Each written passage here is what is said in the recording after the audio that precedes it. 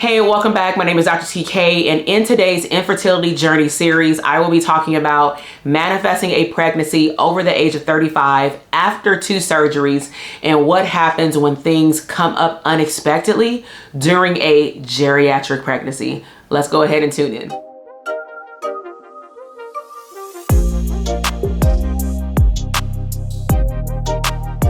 Hey everyone, and welcome back. My name is Dr. TK. So I am super excited to have you make it to part 5. And so if you are new here, I would highly encourage you, stop this video, go back and listen to part 1 through 4 so that you can be sped up and understand all the things that I've shared related to getting pregnant, some disappointments, health journey, infertility, and all the things, okay? So in this particular part, I will be talking about unexpected things that occurred after I found out I was pregnant. So to take you a little bit back from the end of part 4 is that I had just found out I was pregnant. We chose not to share with anybody outside of clearly me and my husband and my mom. And I wanted to make it like a birthday celebration and reveal that I was pregnant during my birthday, which is September. Now, along those lines, I also want to talk about what does it mean when you have a business, being a business owner, when these things happen. One question that comes up a lot with people when I've shared this journey is, how do you tell your clients or people that you're working with long-term that you're pregnant? Because eventually you'll have to take time off, especially as a psychologist. So because I wasn't showing that much and I hadn't told everybody that I was pregnant yet, I wanted to wait until after I was 6 months pregnant, right? Only because, to be honest, it was a super high risk pregnancy. And it's not to say that I was thinking super negative, like, oh, something's gonna happen.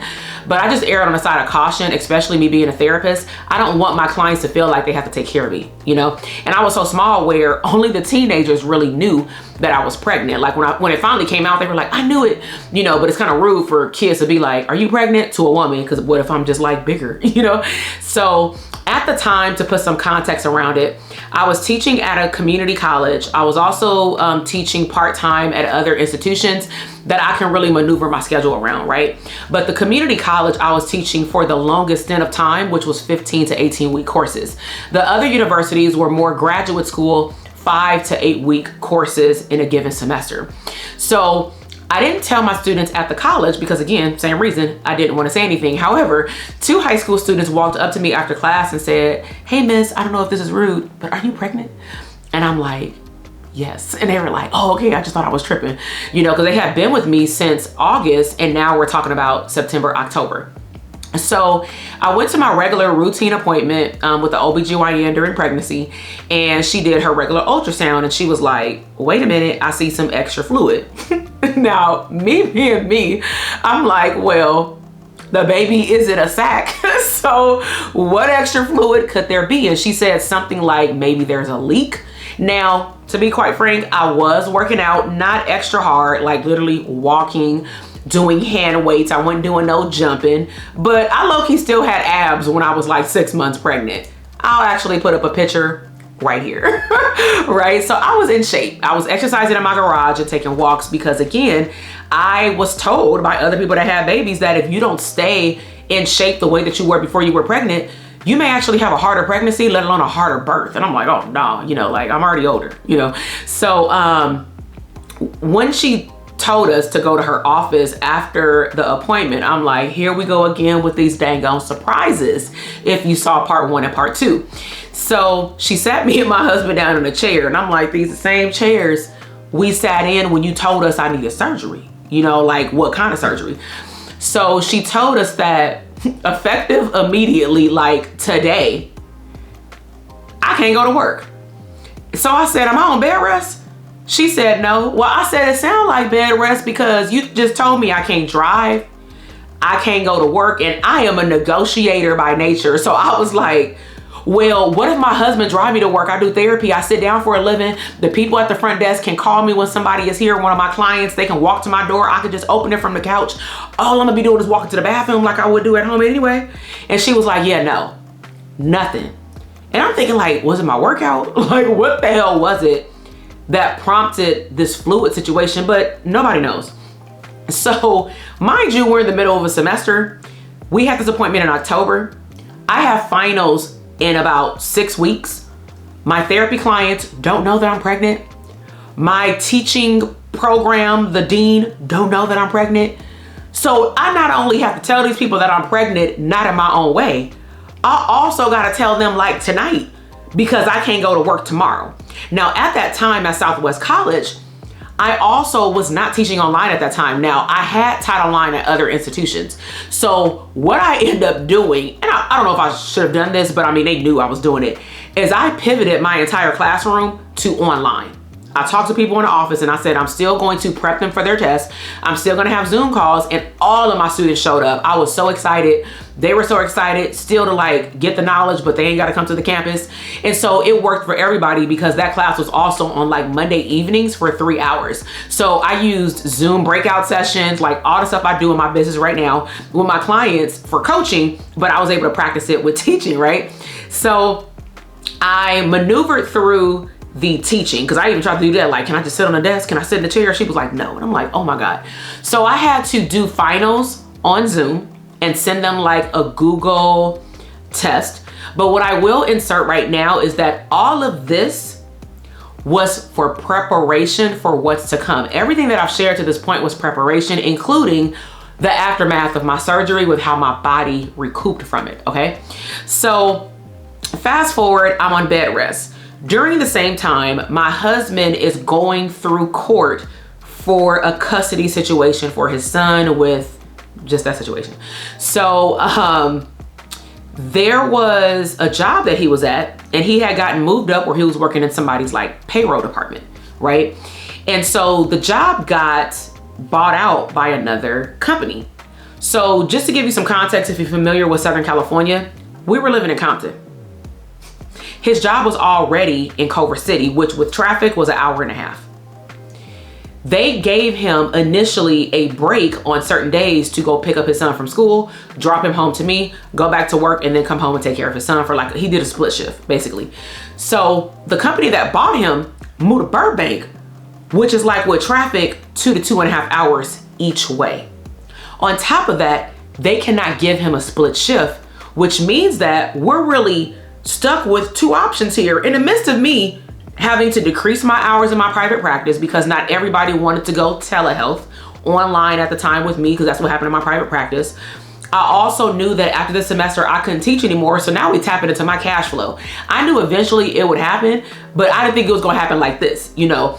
And so I knew everything would stop around January, February, because I was due in March. So if you saw my last few videos, you would have known that I said March is very significant for something, okay? I was due in March. So my husband and I sat down and talked, and pretty much like me being the therapist that I am, I was like, you only got 2 choices here. You have a choice of taking care of your son, or you miss out on that time and something may happen in court and you keep this job. And he was like, well, what am I supposed to do? I need money. And I'm like, that's true. We got to get creative. I'm a creative person. So I taught him how to do my medical billing. Well, that couldn't have come at a better time, because that's where my pregnancy, I started to get not morning sickness, but a little dizzy. When I stared at a computer for over 5 minutes, I got dizzy. I got extremely tired. I didn't have any vomiting or nauseation until I was about to go into labor, okay? And so he started working in my group practice at the time, because I still had not shut it all the way down until I was about to give birth. Okay. And so he was doing all the medical billing for me, plus like 6 to 8 therapists at a time. He was doing insurance checks for me. And that was pretty much it, like super minimal, while I was sitting on the couch, still building my caseload. So some of the things that I was doing, because I was very intentional with how I spent my time, because I couldn't go nowhere, is that because he was going through this drama with the mother of his child, I said, well, there got to be something I can learn to help him out. So I chose to get certified in being a parenting class facilitator. Because you know, when you go to court, sometimes people have to get parenting. I became that person where I can offer it through my private practice. So I'm like, not only am I learning things about becoming a parent because of the workbook and all that kind of thing, but I also can use the information to share it with my husband. So that was very beneficial. I'm gonna say that was a strong ROI in terms of my investment, even with my family, not to take in consideration also my business. And so that was a win-win. I was able to do the whole course from home, aced my test, had an aced interview with the person, and he was like, you good to go. Cool, on my couch, right? Also, I was taking phone calls for people who wanted to see me for therapy. And I told them I was pregnant. I told them that I may be back on this day, but it depends on how the birth goes. I'm not sure. I had people that said I'll wait 6 months. So I gave them a ethics disclaimer about if they need therapy right now, they need to go find a therapist. And then when I come back, if they're still available and they want to move forward, then we can go ahead and start therapy. They said, cool. So your girl doubled her caseload on the couch. I also got contracts to get paid when I started back work from the couch, right? So I was in a very good position from my couch, okay? So what I have been told by the doctor is if I did not have my son by a particular day, they would induce my pregnancy. And I'm like, I don't know what that means, but okay. So I did not have him on my own. I had to check in. And the crazy part is I was not nervous like I was when I had the surgery. I was cool, calm, and collective. And I firmly believe that I was cool, calm, and collective because I had been through all this other stuff. Like, this is what I've been waiting on. I better be jumping for joy. And so I was inside. And so we went to go check into the hospital. And in between that time, in terms of also manifesting, is that I made sure to script out every single thing that I wanted to do before I had my son, like taking a breastfeeding class, CPR class, and all these other things that, you know, we can go on YouTube and do it, but I really wanted to experience it as a first-time mom because all my friends had experienced it in their 20s and I'm like super late. They got teenagers and stuff, grown people, you know, and I'm sitting here about to have a baby. And so when we checked in, they basically got me dressed, got me checked into a room, and then they gave me a small pill, but they had to cut it in half. You wouldn't believe, like, half of the size of a dime. That half of a size of a dime pill had me in super duper like contractions. I said, well, damn. But my goal was I wanted to utilize some Lamaze and meditation techniques that I had learned on YouTube to be able to keep my nerves calm with being mindful during contractions. And I did not want an epidural unless I absolutely needed it. I wanted to go as natural as I could outside of what they had to do to induce me as possible. So my Get It crew, my pregnancy crew that was in a room was me, my husband, my mom, and my best friend, which is my husband's cousin's wife. If y'all saw, like, if y'all heard the first story, part 1. So all of them were there. They were in there with me for like a whole 2 days. Okay. The first day, within the first 3 hours, I remember my husband and my best friend walked over across the street to Jersey Mike's. I was still able to eat a little bit at that time, like some chicken noodle soup. My mom was in the room with me, and all of a sudden, all the nurses come running in because we hear this big like sound. So I'm like, why are they rushing in here? And it was because his heart rate dropped. So they snatched the food away from me. They gave me ice. I'm like, I don't chew ice. My teeth are too sensitive, which sucks. And so they were like, you can't eat. So they put me in a bed. I was having contractions, and what I would do, just so you know, I would like tap out and detach from the room. That's the best way I can describe it. And what I would do is like turn over, go into my own world, close my eyes, and my happy place was a calm, beautiful beach. I just went to a different beach every time I closed my eyes.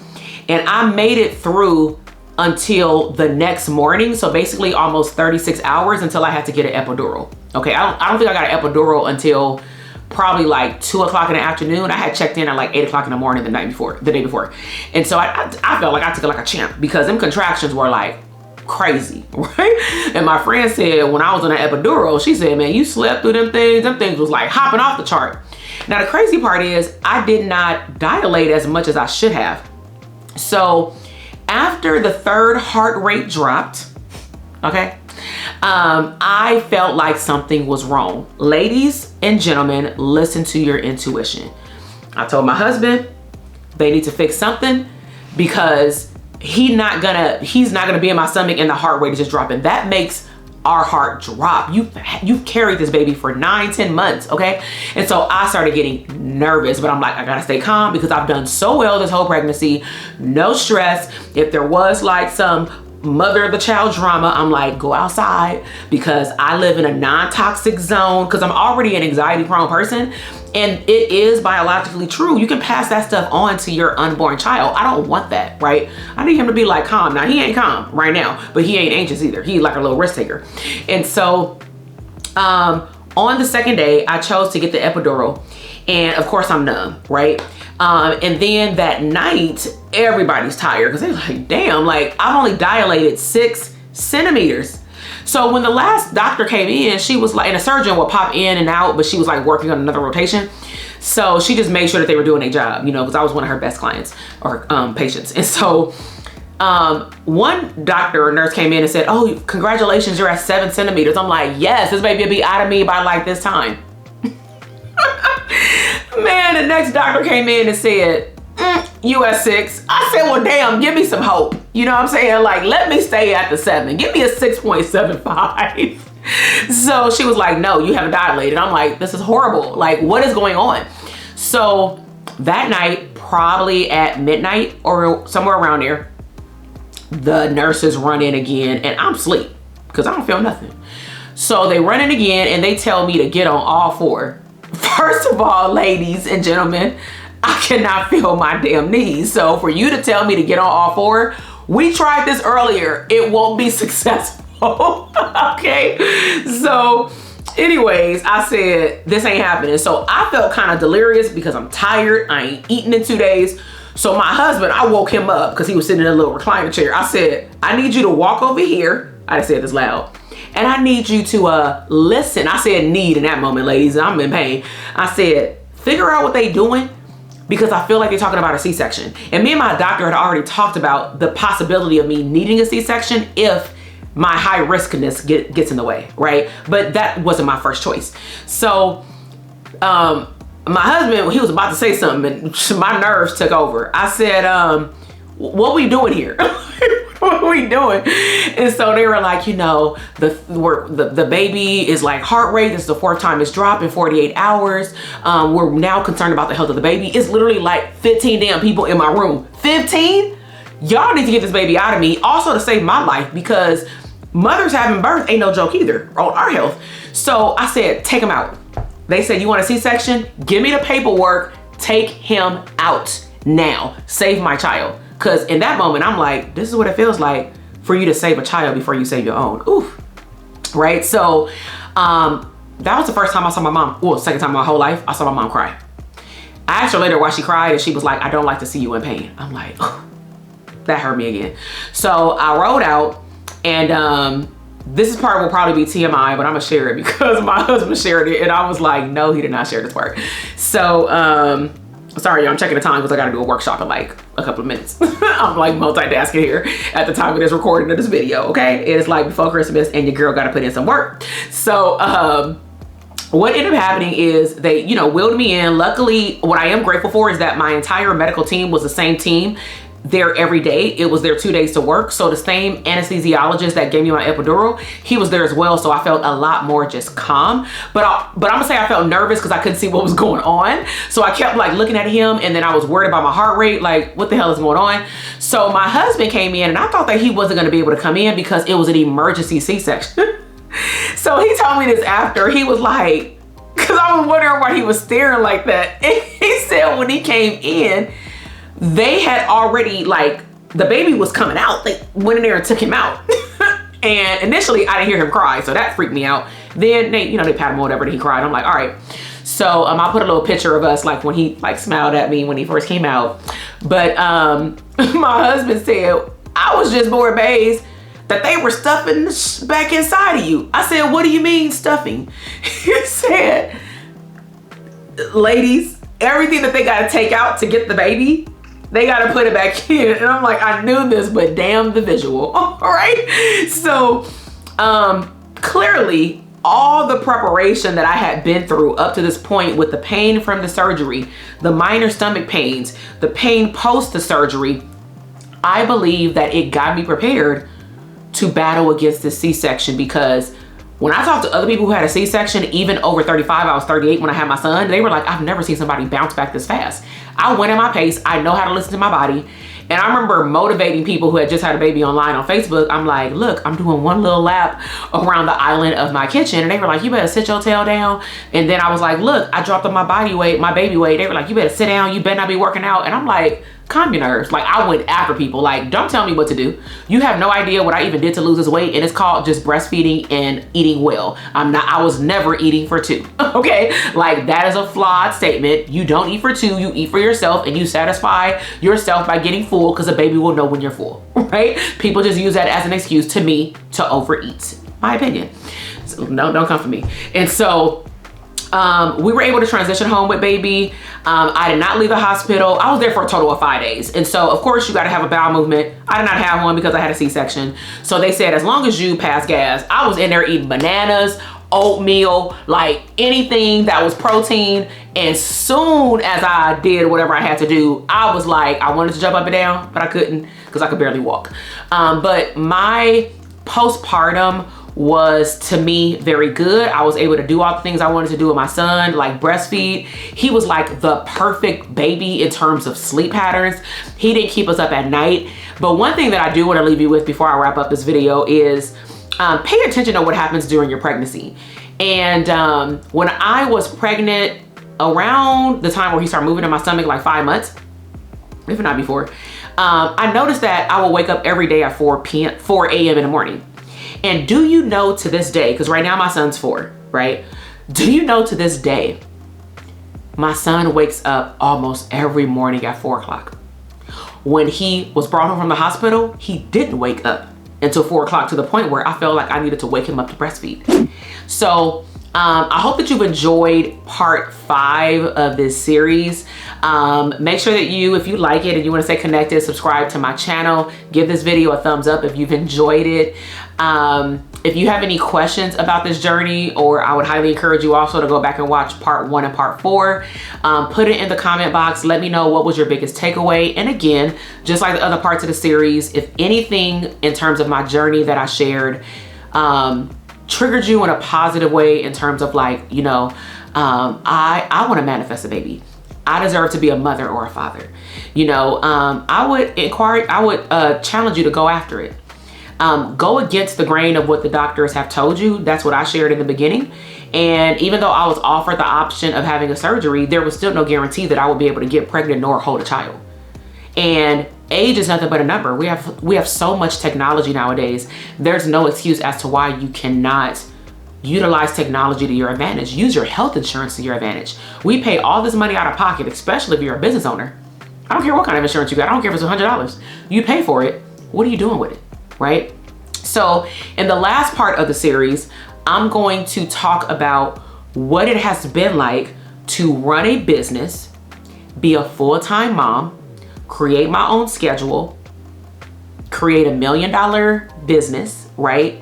Or something better, because more is coming, right? But all my dreams have come true. How to travel with a baby, and why, when I look back full circle, why I'm happy that things happened in the order that they happened, because I wouldn't be the person and woman and wife and bonus mom that I am today if I would not have been through those experiences.